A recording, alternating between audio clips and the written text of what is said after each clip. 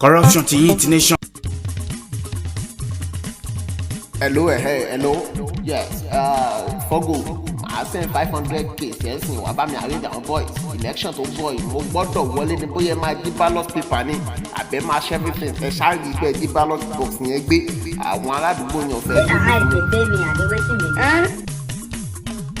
Excuse me, sir. With due respect, ẹ ti yá wèrè ṣá.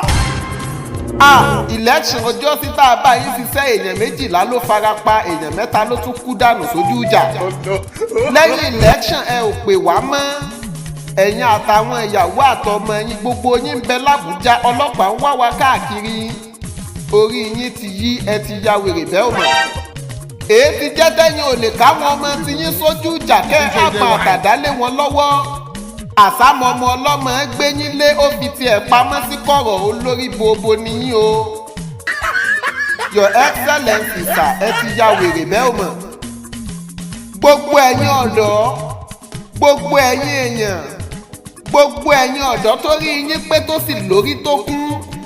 Ẹ jẹ́ ká ronú wò púpọ̀ nínú àwọn olóṣèlú yìí ò kì í so lólùfẹ́ wa.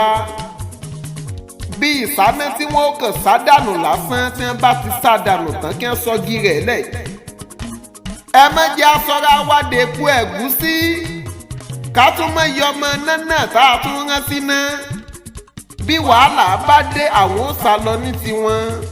Kò dáa kí mẹ̀kúnnù ó máa fìyà jẹ mẹ̀kúnnù.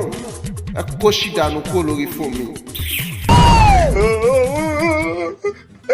Oh, sorry. Don't cry.